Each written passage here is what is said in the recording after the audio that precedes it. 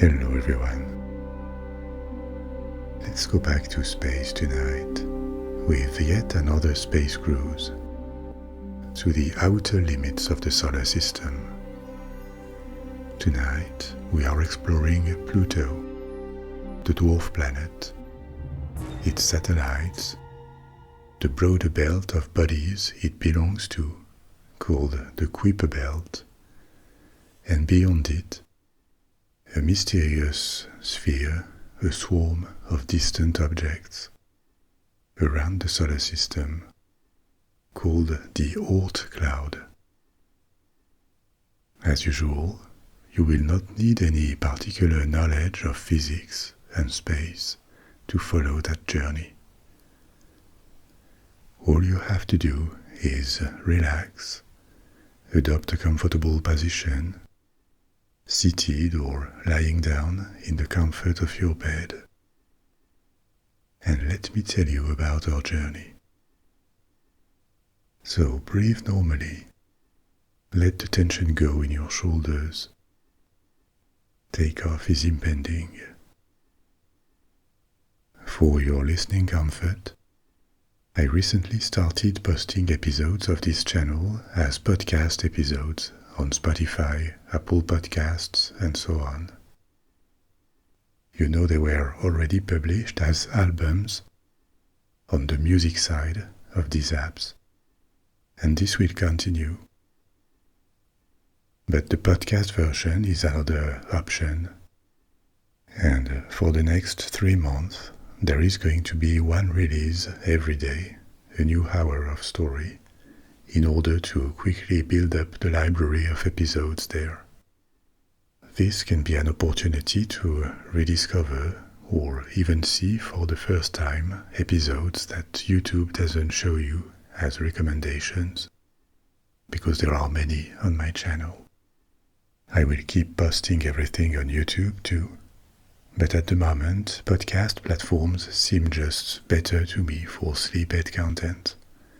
They don't force ads after episodes end. They don't alter the sound like YouTube does. They don't use up your phone battery as much. It's convenient, I think. I also took the opportunity of these reposts to clean up the sound and make it more even between episodes, and louder too, so that ads at the beginning are not going to be too disturbing. I'll put links in the description and the first comment, and I hope to see you there if you find it more convenient. And now, let's start our space journey. A well-known detail about our destination, Pluto, is that it lost its status of planet 20 years ago, in 2006. When the International Astronomical Union redefined what constitutes a planet. This International Astronomical Union is an independent body that exists to advance astronomy in research or education, and its definitions and policies are relevant because all countries in the world with a research capability in astronomy and space programs participate in it. The US and 70% of countries in North and South America, Europe, Russia, China, Japan, India. So the rules that the International Astronomical Union produces matter, and are typically accepted by astronomers and astrophysicians as conventions that facilitate research and cooperation. In 2006, the Union redefined planets, and Pluto was kicked out of the list of planets in the solar system because it no longer met the criteria. What are these criteria? There are 3. A planet must orbit the Sun directly. That is to say, a satellite of another planet cannot be a planet, regardless of its size, because it doesn't have its own independent orbit around the Sun. As we will see in our space cruise, Pluto does orbit the Sun, so it qualifies as a planet on this first criteria.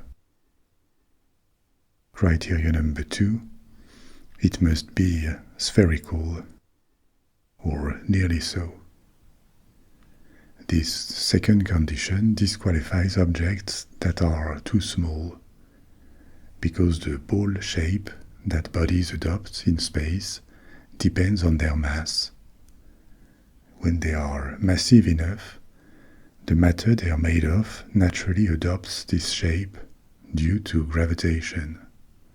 Matter gets distributed around a planetary core, generally very dense and hot, due to the pressure of all the matter around it.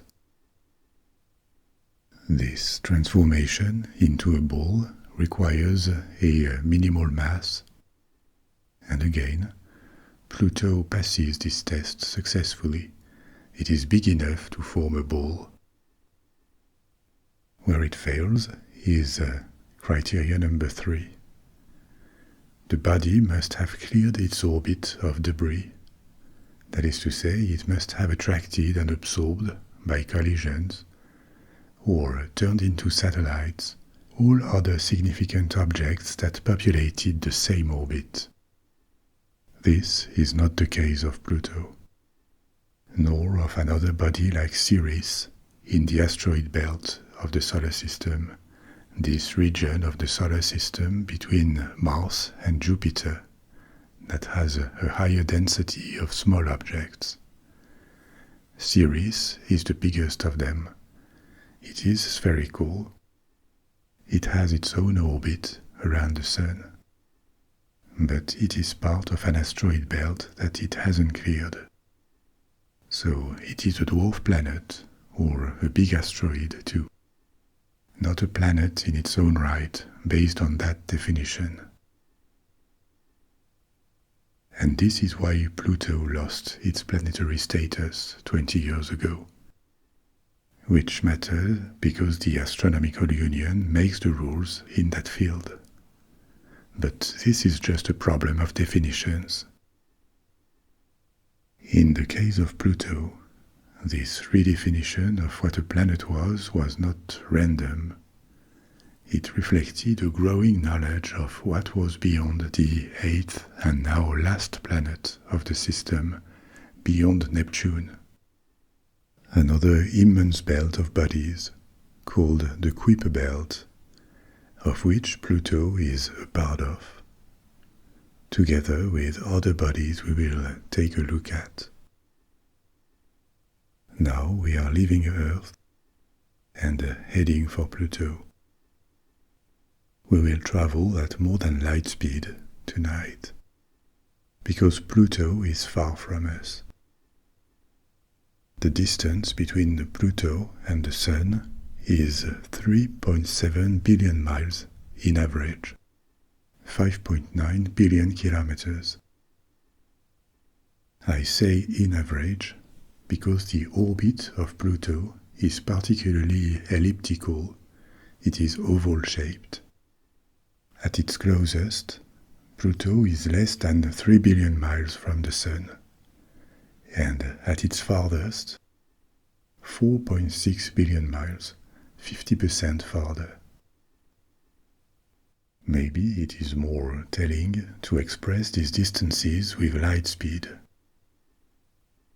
It takes 8 minutes to sunlight to reach the Earth, but for Pluto, it takes in average 5 hours and a half.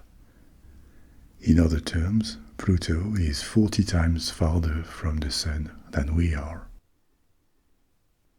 So at light speed, it would take us hours to reach Pluto from the Earth.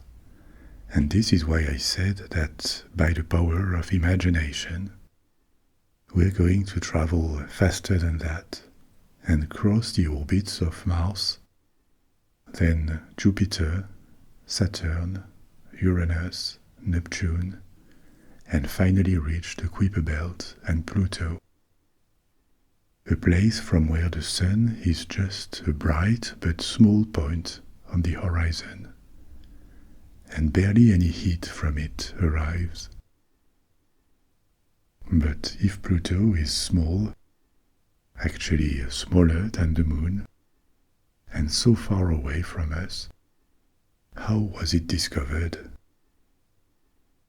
It is invisible to the naked eye, like Neptune, which is closer and much bigger. So obviously Pluto is not going to be visible at all without powerful telescopes. The story of Pluto's discovery began in the early 20th century, driven by a quest to find a mysterious body, a mysterious planet X, that was believed to affect the orbits of Neptune and Uranus. In the late 19th century, astronomers had noted small discrepancies in the orbits of these two planets. And from there, the hypothesis of another planet appeared, a planet that would cause these discrepancies due to its gravitation. One person that became particularly invested into that search was an American astronomer, Percival Lowell, who was wealthy enough to create his own observatory in Arizona. And from there, starting in 1905, he started scanning the sky, looking for this hypothetical planet X. His intuition, based on flawed calculations, was that this planet would be rather big, 6 to 7 times Earth's mass, and that it would be located beyond Neptune. This second guess turned out to be correct. But despite all his efforts, the mysterious planet X he was looking for did not show up. And Lowell died in 1916 without finding it. But the search continued at Lowell Observatory, and 13 years later, in 1929, a young astronomer called Clyde Tombaugh noted that a faint dot had moved markedly between two photographic plates taken 6 days apart, indicating that it could not be a distant star, but had to be much closer to us. Further observations of this little dot confirmed that it orbited the Sun. Pluto had been spotted. And in 1930, its discovery was announced. A 9th planet of the solar system had been discovered. What puzzled astronomers, though, was that Pluto was much smaller than it should have been, to explain the observed discrepancies in the orbits of Neptune and Uranus. And indeed, there was a mistake there. From the start, the hypothesis of a planet X, based on discrepancies in the orbits of Neptune and Uranus, had itself been based on a mistake. The measurements of Neptune's mass were inaccurate, and so the discrepancies observed were only for a small part due to Pluto's gravitation. The rest was a mistake. Still, despite its small size, Pluto was accepted as the 9th planet and remained unquestioned as a planet for about 60 years. Until the 1990s, because in the 90s, this region of the Kuiper Belt, a region of mostly icy bodies beyond Neptune, began to be discovered thanks to improved telescopes. It appeared that Pluto was not really a planet moving alone in space on its orbit, but rather the biggest or one of the biggest objects among many that formed this new faraway asteroid belt called the Kuiper Belt, And from there, the status of Pluto as a planet started to be questioned, ending with its reclassification in 2006. But we are now crossing the orbit of Neptune, the eighth planet, which is a bit more than 4 light hours away from the Sun. You remember Pluto is, in average, 5.5 light hours away. So we are 80% there, and we can now start to decelerate as we enter the Kuiper Belt, the world Pluto is a part of. Let's take a look at it. What is the Kuiper Belt exactly? And why does it exist? As I said before, the belt is made of small bodies, including dwarf planets. Pluto is the most famous, but we're going to take a look at others too. There are also comets and smaller icy bodies. Now don't imagine something crowded, because it really isn't. The belt spreads on a gigantic space, a kind of donut-shaped space, that begins after Neptune and extends for almost the same distance as the Sun to Neptune distance, about 3 more light hours. So it is a very vast space, and in it there are millions of bodies, mostly small, but their total mass is at most 10% of the Earth mass, a tenth of our planet, maybe less. Spread on such a gigantic expanse, this means that one could cross the Kuiper Belt without noticing it. It undeniably exists, but it is very empty, unpopulated. In total, the number of objects of more than 100 kilometers in diameter, more than 60 miles in diameter, is estimated to 100,000, and there are millions of smaller ones. That sounds like a lot, but given the size of the belt, the average distances between them are still mind-boggling. And the vast majority of these isolated objects in the belt, some very small, are what is called icy bodies. Ice, in the astronomical sense, is the name given to different volatile compounds. Volatile, that is to say, a substance that would easily evaporate, turn to gas at room temperature and pressure on Earth. Obviously, in space, the conditions are very different, and they tend to be solid. It can be water ice, but not only. Methane, ammonia, nitrogen, carbon dioxide, these are astronomical ices too, including when they are part of ice giant planets, like Uranus and Neptune. These ice giants are not blocks of solid water ice, contrary to what the name may suggest.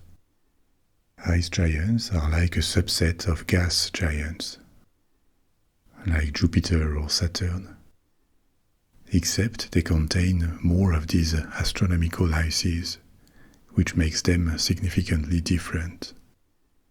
Which is why Uranus and Neptune, the ice giants, are put in a different category than Jupiter and Saturn, the gas giants. Now these ices, these frozen volatiles, can also be found on much smaller bodies, like the ones that populate the Kuiper Belt. And the tail of comets, too, is actually made of these ices. A comet, when it is far away from a star, looks just like any other asteroid. But when it comes close enough to a star, the heat turns the frozen ices into gas, and this is what gives the comet a shiny tail. A tail that cannot be eternal, because every time a comet deploys its tail, it burns or it loses some of its ice component. So it may take millions of years and thousands of orbits, but all comets end up exhausting their ices and losing their tails. In a minute, we will take a look at some remarkable objects of the Kuiper Belt. We are going to explore different dwarf planets, Pluto, and also Eris, Haumea, and Makemake. But first, how did the belt form? Why is it there? And what does it tell us about our solar system? The Kuiper Belt is widely believed to be a relic of the solar system's formation. And that is particularly interesting, because it means it preserves material from this formation period that has undergone minimal heating or alteration since then, at least compared to bodies in the inner solar system that are closer to the Sun. So in that sense, the belt would be a precious source of information about the early stages and the primordial matter of the solar system. Now there's a scientific consensus about the age of the solar system, about 4.6 billion years, and the main principles of its formation, that is to say from a disk of gas and dust, a solar nebula, from which the Sun and the planets formed. But this consensus ends when it comes to how the Kuiper Belt formed, how it appeared. There are different theories. A first theory proposes that Kuiper Belt objects formed roughly in situ, where they are today, in the outer solar system, as part of the original material of the solar nebula. I told you about this standard model, this standard theory of the solar system's formation in previous episodes about space. It means that, like for other star systems, ours would be the product of the collapse on itself of a cloud of matter in suspension in space, gas and dust, that would have started to condense and rotate, possibly due to a shock wave in space created by the supernova of a distant star. This is believed to be the trigger to the formation of numerous star systems. So this disk, an accretion disk, because as it would have rotated, its matter would have concentrated at the center, most of its matter, actually more than 99% of it, to form the star. And around it, on different orbits, planets would have ended up absorbing the matter available, clearing their orbits from other bodies or turning them into satellites. The models are more complex than that. They include matter traveling away from the center of the system and at other times coming back with bombardments of asteroids on planets. All these details and their time frame are still debated. But that's the general idea, an accretion disk turning into a star and planets around it. So, according to this first theory, the part of the solar nebula that extended beyond Neptune basically stayed where it was, with accretion turning dust into bigger bodies like dwarf planets, and these many icy bodies, because the low temperature allowed volatiles to condense and form them. And since then, except a few objects like comets that often originate in the Kuiper Belt, the belt would have remained broadly unchanged. A piece of evidence that supports this theory is that many Kuiper Belt bodies have circular orbits around the Sun, or nearly circular, contrary to Pluto, which has a very elliptical orbit. We will see that later. And this suggests, these circular orbits, that they formed where they are today, and were not significantly disturbed, because elliptical orbits tend to appear after disturbances, when an object is expelled from a previous orbit, or collides with something, or is captured while it already has a high velocity.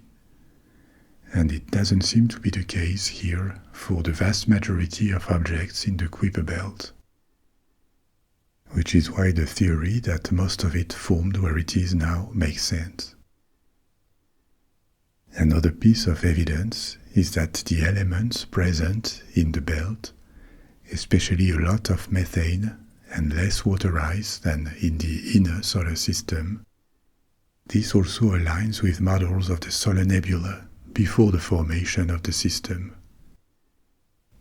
So the elements the Kuiper Belt is made of would have already been in the same location billions of years ago. So that sounds like a strong theory, but it has two problems. The first one is that the density of material in the belt is very low, as we've seen before. Actually, so low that it becomes difficult, if not impossible, to explain how dwarf planets like Pluto would have formed there. If the belt had been stable for so long, there would just not have been enough matter density and movement to create these larger bodies. Now maybe most of the belt is ancient indeed, and dwarf planets like Pluto would have arrived later. That's possible. But another problem with the theory that the belt formed where it is, on the outskirts of the solar nebula, is that the belt ends abruptly. After a distance that is equivalent to about the Sun-Neptune distance, the belt disappears. Its density was already low, as we saw, but it drops to almost nothing. Now this is a problem, because logically, if the belt was born only from a bit of accretion at the periphery of the solar nebula, its density should decrease progressively as one travels away from the Sun, not end abruptly with a clear-cut edge. This again does not completely disprove the first theory, but it suggests at least external influences that this first theory does not account for. So this first theory is not fully satisfactory, but there are other possible explanations for the formation of the belt. The second one is that all planets of the solar system and the bodies of the Kuiper Belt formed closer to the Sun, in a range of 10 to 20 astronomical units. One astronomical unit is equivalent to the Sun-Earth distance. So 10 to 20 astronomical units is 10 to 20 times this distance. Bearing in mind that today Neptune is at 30 units, and the Kuiper Belt begins at 30 units and extends to approximately 50 astronomical units.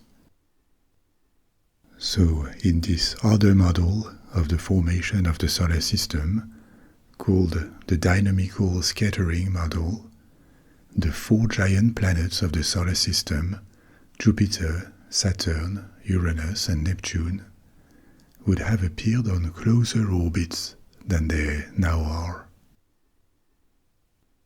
And later, gravitational interactions described by this model would have made them migrate outward.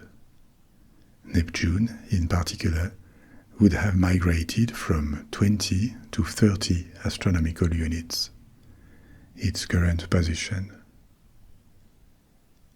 And as Neptune migrated, it would have scattered plenty of planetesimals and small bodies outward too, creating the Kuiper Belt.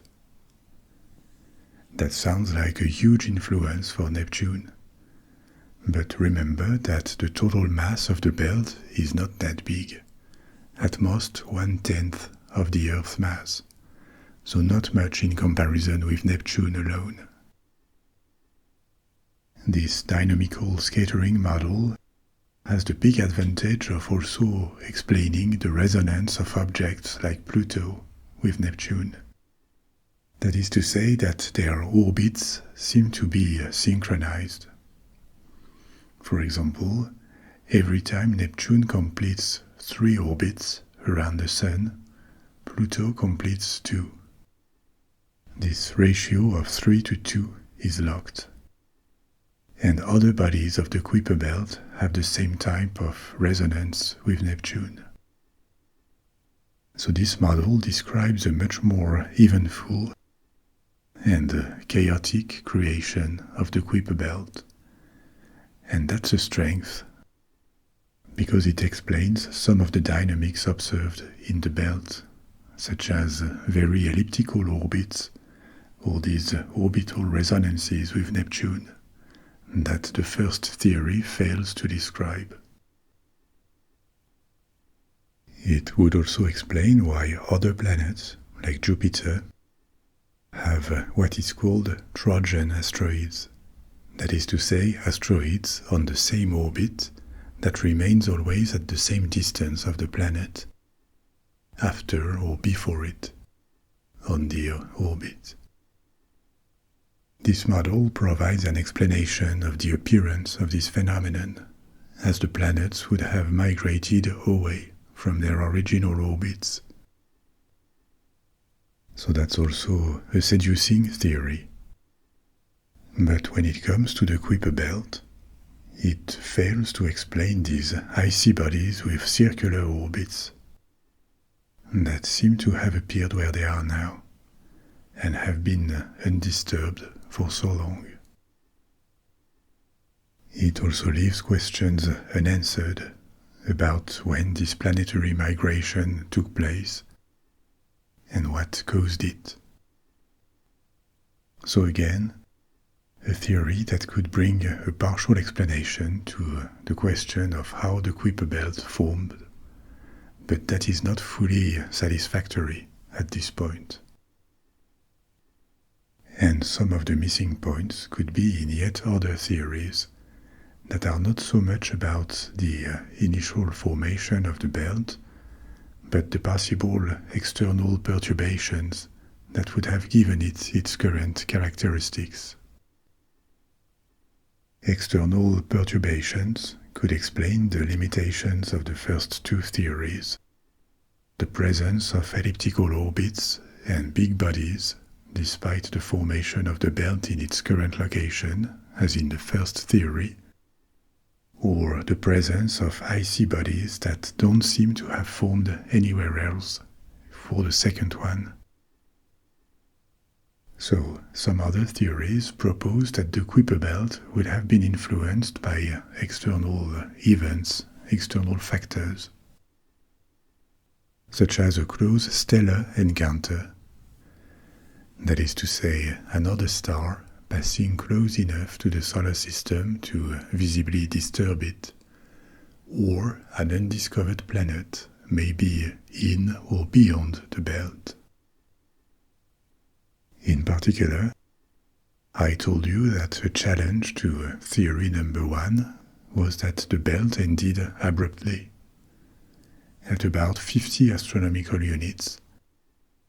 The density drops, it ends instead of progressively fading.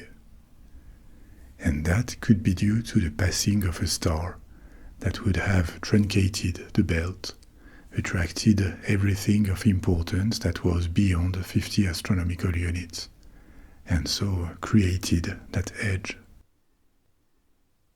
This is very hard to prove or disprove.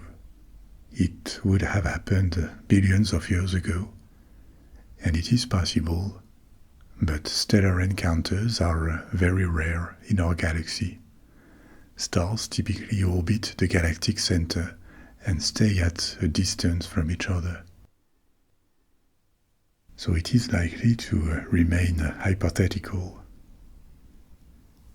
Another type of perturbation could be caused by a planet, an undiscovered planet, that is sometimes called Planet 9. Planet 9 used to be Pluto, but now that Pluto is no longer a planet, Planet 9 is undiscovered if it exists. This Planet 9 hypothesis was proposed recently, in 2016, based on the observed orbits of objects in the Kuiper Belt, orbits that could be influenced by another body, far beyond Neptune. And indeed, the proposed characteristics of Planet 9 place it very, very far, on a highly elliptical orbit that would see its distance to the Sun vary from 400 to 700 astronomical units. For comparison, I told you the Earth is at 1 astronomical unit from the Sun. That's the definition of the unit. And you remember, Neptune is at 30 astronomical units. The Kuiper Belt ends at around 50. And now we are talking of a planet orbiting at more than 400 astronomical units. Something like at least 13 times farther than Neptune is from the Sun. This Planet 9 would have 5 to 10 Earth mass and would likely be a gas or ice giant. Given the distance, it would take it 10,000 to 20,000 years to orbit the Sun. The elements of evidence, or the clues that support this Planet 9 hypothesis, are that several bodies in the Kuiper Belt have aligned orbits that could be influenced by a single massive body. Some have orbits that are tilted too, inclined, compared with the plane of the solar system. And this also suggests an external influence. Now, to many scientists, that is not enough to prove anything, because the aligned orbits could be due to observational bias. There are tens of thousands of bodies of more than 100 kilometers in diameter in the belt.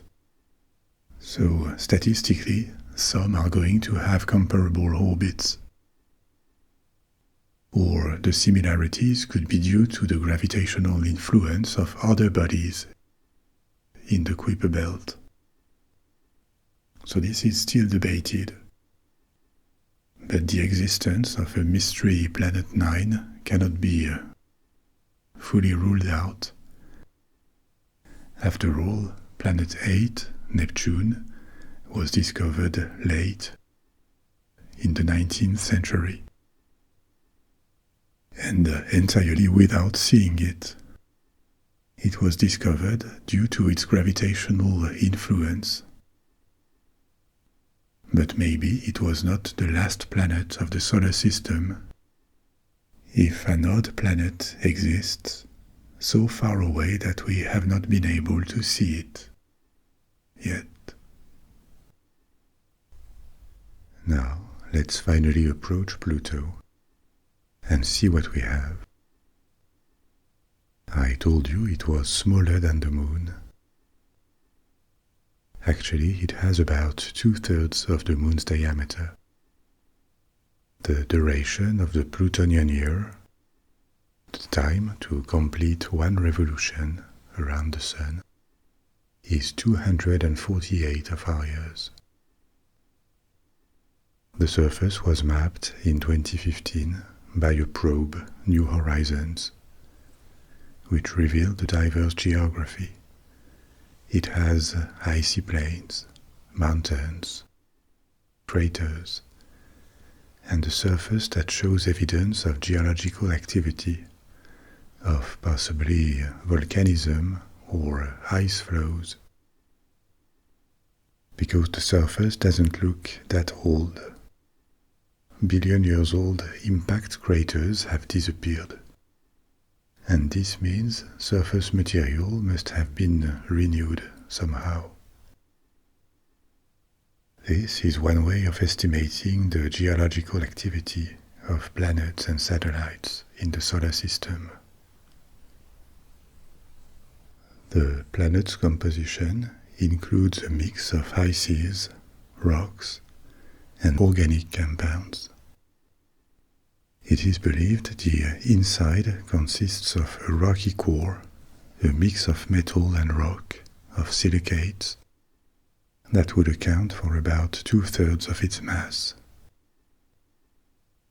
Around the core, there would be a mantle of ice, mainly water ice, possibly with a liquid part beneath the surface, an ocean of liquid water or a mix of water and ammonia that could remain liquid because it would be taken between the hot core and the very cold crust of the planet, probably several miles thick of hard ice.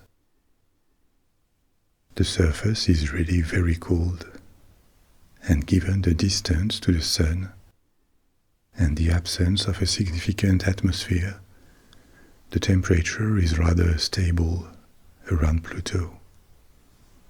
In average, the temperature is around minus 380 degrees Fahrenheit, or minus 229 degrees Celsius.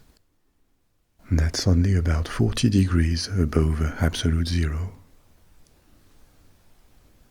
The Sun is so far away that it doesn't make much difference whether you are near the poles or the equator.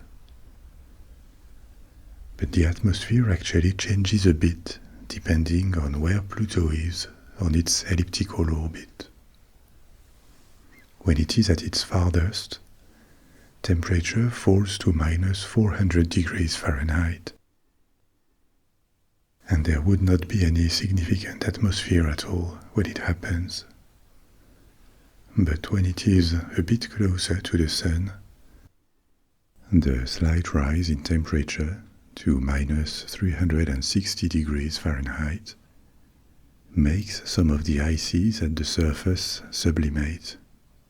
That is to say, they turn into gas and form a temporary atmosphere that gets quickly lost because the small mass of Pluto does not retain it.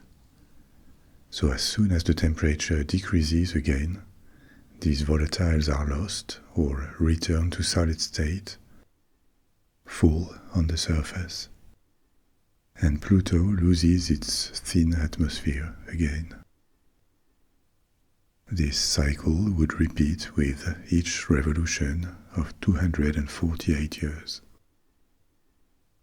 I told you there could be an ocean, a subsurface ocean, under the thick ice layer.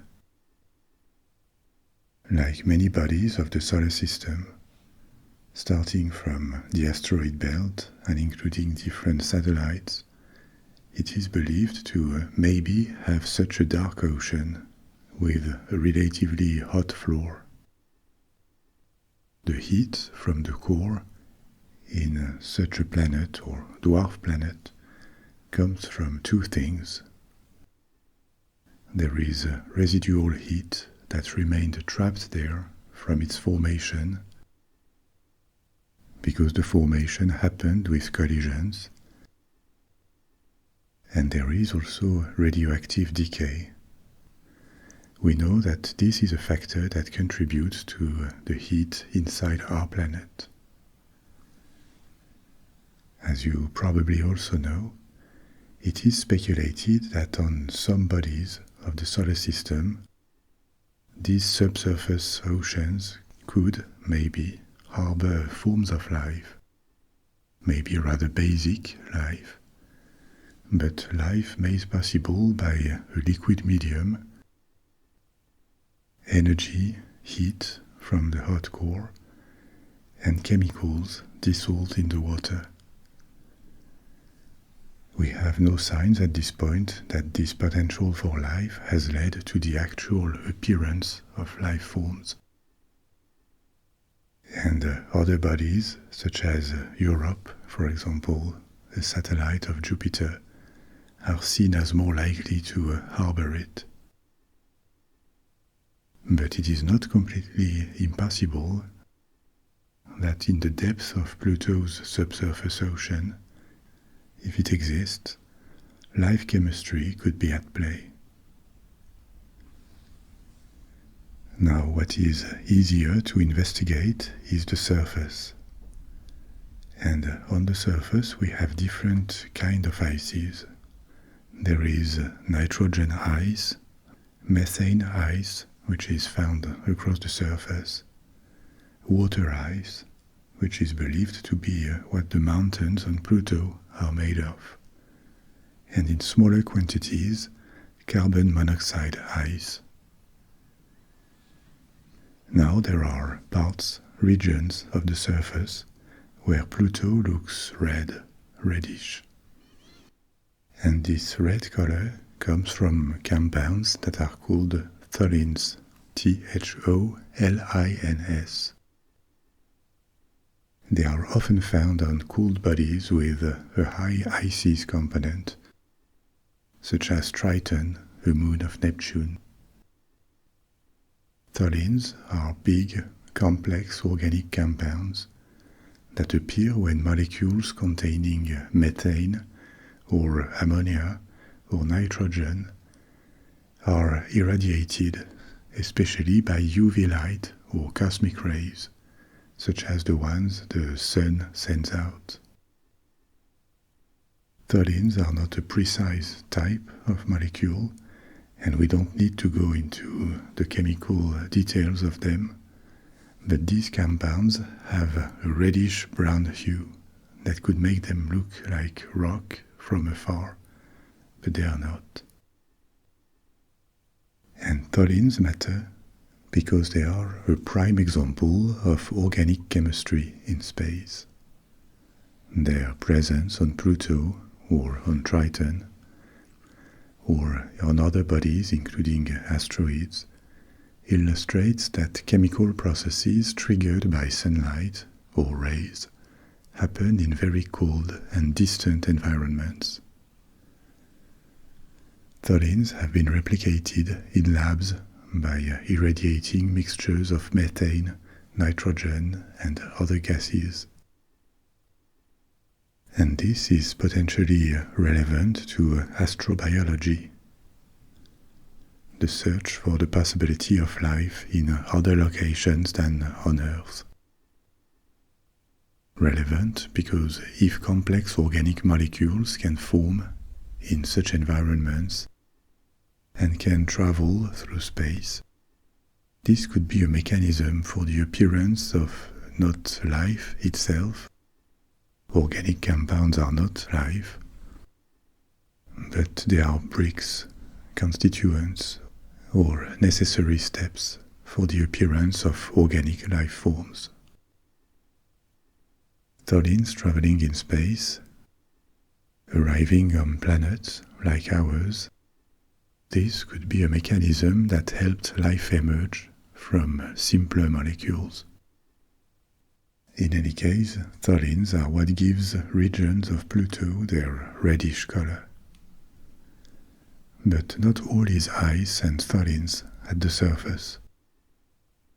There is also dust mixed with other elements, forming a layer of material called regolith.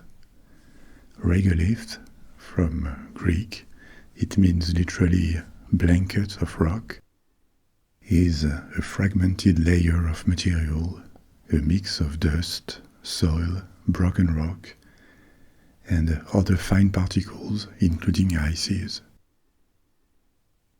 A layer that covers the surface of many rocky bodies. The Moon, Mars, asteroids, and also Pluto are covered in regolith. So the composition varies, and regolith on the surface of rocky bodies forms from different things. It can come from meteorite impacts. When a meteorite crashes on a rocky surface, it creates fine dust and debris. A big part of the regolith on the surface of the Moon, for example, resulted from impacts. Regolith can also appear on bodies that are exposed to extreme day and night cycles with big changes in temperature. This can fragment, break rock, and turn it into pebbles or dust. Another source of regolith is volcanic or cryovolcanic activity. Cryovolcanic, that is to say, cooled volcanoes that do not eject lava but ices. Cryovolcanism on Pluto probably contributed to deposit icy regolith at the surface. And finally, as these dusts and fragments are on bodies without an atmosphere, or with a very thin one, exposed to solar wind and cosmic rays, they get chemically modified with time, like for the Tholins I discussed before. And these are the reasons why Mars, the Moon, other satellites in the solar system, or Pluto, end up covered in this material that can range from powdery dust to gravel-like fragments, depending on the body and its history. One of the many elements that were discovered, thanks to the New Horizons mission, is that the regolith on Pluto is dynamic. It is not just a layer that has accumulated over time, like on the Moon, but instead it changes constantly due to sublimation, the transformation in gas of its icy volatile components when Pluto gets closer to the Sun, as we saw before, or due to cryovolcanism. So even though Pluto is plunged in the dark, very far from other planets, and unlikely to harbor life, with its extreme cold, it is not completely inactive. Things constantly happen at the surface. Pluto might be way smaller than Earth and smaller than the Moon, but it has more natural satellites. 5 are known, and only the largest, Charon, was discovered by ground-based telescopes. The 4 others were spotted by the Hubble telescope since 2005. Charon is proportionally large for a satellite. It has half the diameter of Pluto and 12% of its mass, which is enough for their common center of mass to be outside Pluto. So technically, Charon is a satellite of Pluto because it is smaller, but both bodies orbit around their center of mass, their common center of mass, and sometimes they are considered together as a binary system, like a double planet or a double dwarf planet in that case. Charon was discovered in 1978, and it is tidally locked to Pluto, which means the same sides of Pluto and Charon always face each other, like for the Earth and the Moon. Charon's composition would be broadly similar to Pluto's, but probably without a subsurface ocean. The other satellites are smaller and not massive enough to be turned into balls by a hydrostatic equilibrium. This mechanism I told you about before at the beginning. The mechanism that makes larger bodies adopt a spherical shape. So the 4 other satellites are irregular, and they were invisible from Earth. They were discovered after 2005 by teams working with the Hubble telescope. They have been named Styx, Nix, Kerberos, and Hydra. Their composition is thought to be dominated by water ice too. We saw that Pluto's orbit was elliptical, but also tilted, meaning that it is not aligned with the plane of the solar system. And this raises another question. When you look at representations of the solar system, planets are all located on a two-dimensional plane, like a flat space that makes the solar system look like a disk rather than a sphere. And the same type of plane of arrangement seems to be true for other systems observed, or even for galaxies. All these systems look like disks. They are way wider than they are thick. This planar arrangement is not perfect though. Planets can typically have orbits that slightly deviate from the plane. The plane also called the Ecliptic in the solar system. And sometimes they deviate more. Comets often deviate quite a lot, and so does Pluto, that deviates by about 17 degrees. But why is that? Why do star systems and galaxies arrange on planes instead of being like spheres, for example? It has to do with the laws of physics for a part and their formation process for the rest.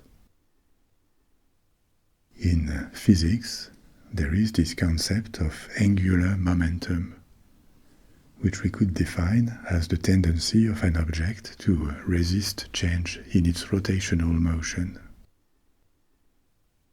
Once an object has started to spin or to rotate, it resists a change in that rotation. And one characteristic of angular momentum is that it is a conserved quantity. As long as no external intervention stops it, it remains constant. That sounds a bit theoretical, so let's take a look at a concrete example. Let's take a look at our planet.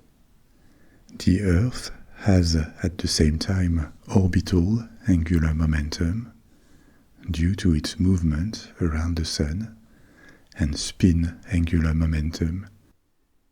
It rotates on its axis.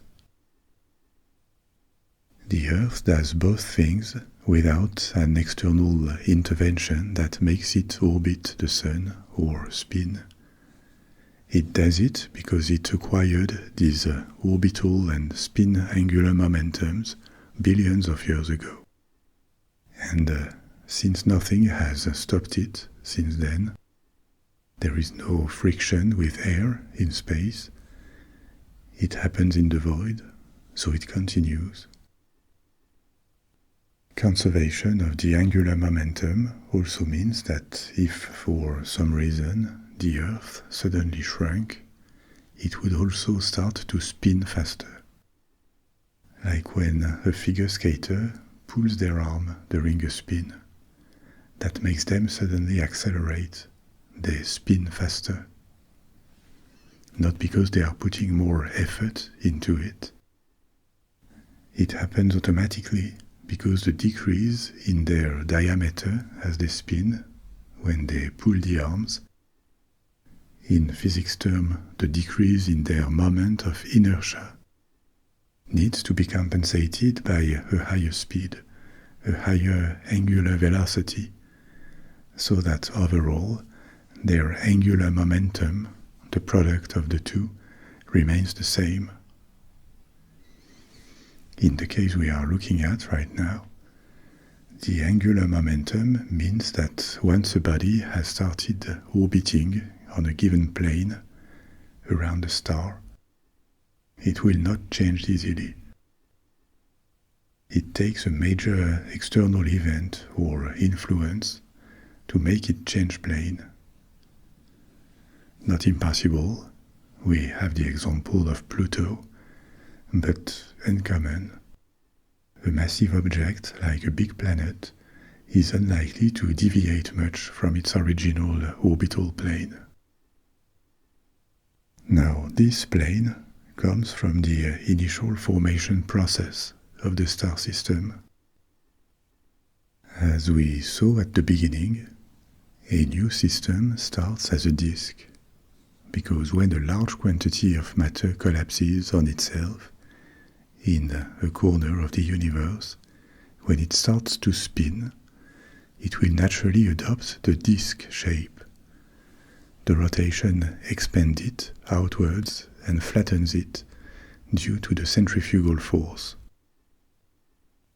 Now, all star systems do not have parallel planes. There is no up or down in space. Their plane will depend on the circumstances of their formation. But observation of other star systems indicates that the same phenomenon repeats itself. And galaxies, too, tend to have this disk shape, large and flat, because they also spin around the galactic center, a gigantic black hole that keeps the galaxy together with its gravitational force. And this is why planets, moons, asteroids in the solar system, all bodies that formed within it, from material from the protoplanetary disk, this primordial accretion disk, inherited its planar orientation.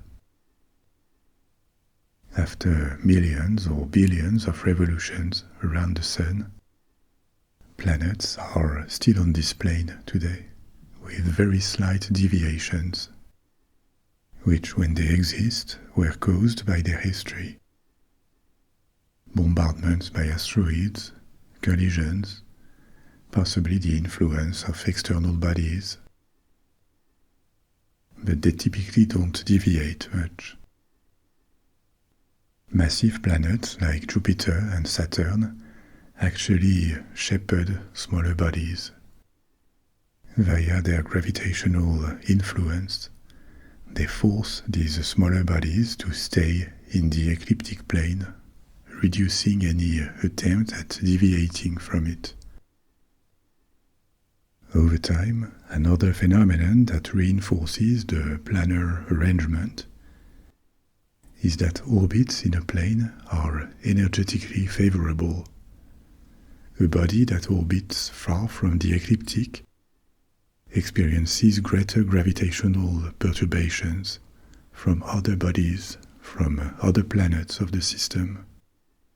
So it takes more energy to maintain this path out of the main plane.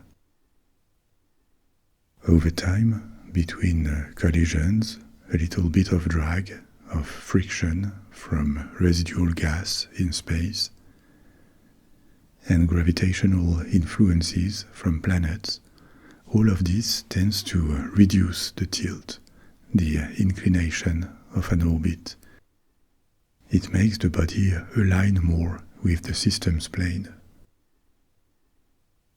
So these are the physical constraints and principles, but there are bodies like Pluto with a significant inclination in their orbit, meaning that they travel in space successively above and below the ecliptic plane. As I told you, it is a 17 degrees inclination for Pluto, relative to the solar system's plane. This tilt, this inclination, must be due to external influences, and Pluto is actually not alone in that case in the Kuiper Belt. Comets that originate from it also often have these highly inclined orbits. In the case of Pluto, this is probably a consequence of past collisions or major external perturbations, probably due to Neptune. The interactions between the two could have tilted the orbit. Neptune is a suspect, but not the only one. We are back to the hypothesis I mentioned before about the formation and characteristics of the Kuiper Belt. It could be also a past stellar encounter, or why not this elusive Planet 9 that caused it. Pluto is not the only dwarf planet in the belt. There are a few others that were discovered in the years 2000. For example, Haumea, named after the Hawaiian goddess of childbirth. Haumea rotates very fast on its axis, which gives it a slightly oblate shape. Its surface is dominated by water ice, rather pure water ice, judging by its high reflection of solar light, its high albedo as it is called. Under this icy surface, it probably has a rocky core, and Haumea probably had a violent history of collision to acquire such a fast spin.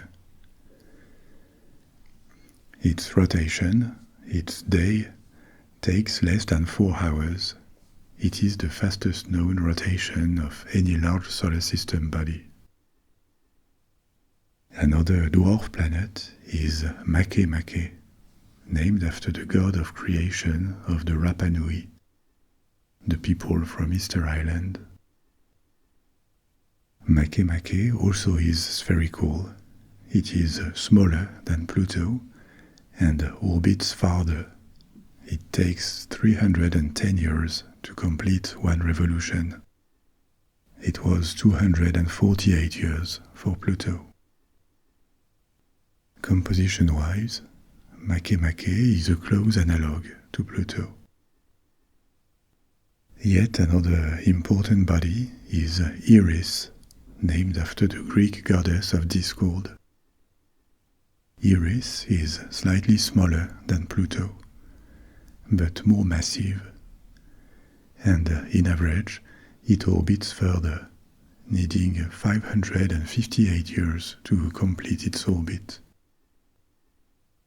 And its orbit is even more tilted, even more inclined than Pluto's, at 44 degrees of inclination to the ecliptic, versus, you remember, 17 degrees for Pluto. None of these bodies are really big compared with the planets and main satellites of the solar system, and I could list more of them, even though their precise composition and history remain uncertain. But they are all part of the Kuiper Belt, and remind us that the solar system doesn't end with the planets. There is another world beyond Neptune. But what is there beyond the Kuiper Belt itself? Is it the void of interstellar space already, or is there something else? maybe there is something else. Something called the Oort Cloud. It is named after a Dutch astronomer, Jan Oort, who proposed it as the birthplace of long-period comets in the solar system. Shorter period comets, the ones that come back more often, are believed to have originated in the Kuiper Belt. But longer period ones, such as the Hale-Bopp comet that takes 200 years to orbit, would have to come from farther. Hence this hypothetical cloud of objects. It would have formed early in the formation of the solar system, 4.6 billion years ago, when leftover gas and dust from the protoplanetary disk would have been flung out by gas giants, Jupiter and Saturn, and possibly other influences, other stars or other undiscovered planets like Planet 9. Due to the extreme distance from the Sun and the multiplicity of influences, including from bodies that were not on the ecliptic plane of the solar system, this matter would not have spread on a disk like the Kuiper Belt, but instead adopted chaotic orbits, formed a cloud like a giant sphere, a bubble enveloping the solar system at a huge distance. Here again, the orders of magnitude are mind-boggling. I told you earlier, the Earth is at 1 astronomical unit from the Sun. Neptune is at 30 astronomical units, and the Kuiper Belt stretches from 30 to 50, 60 astronomical units. The Oort Cloud, this spherical bubble around the solar system, would be between 2,000 to 100,000 astronomical units. The distances are on another order of magnitude. That's up to 1.5 light years, nearly halfway to the nearest star, Proxima Centauri. So the cloud could be gigantic, but not dense at all. The trillions of small and medium-sized bodies that would belong to the cloud would have a combined mass of only 5 to 10 times the Earth. Scattered on such a vast expanse, it really is not much, and the cloud would be very faint. I speak of it in the conditional because it is not proven either. It is so far, its objects are so faint that we never saw it, so we cannot be sure it exists. Its existence is a hypothesis created or inferred from the existence of certain comets and their paths, combined with formation models of the solar system that indicate its existence is possible, not necessarily likely, but possible. No spacecraft, not even New Horizons that visited Pluto, has gone that far.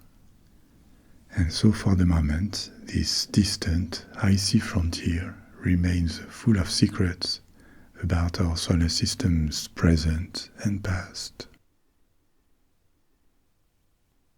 We have reached the end of our exploration journey for tonight. You can now let go and fall asleep, or if you are not sleepy yet, pick another story from my library. I'll be back soon with a new one. And in the meantime, sleep well, sweet dreams. Au revoir.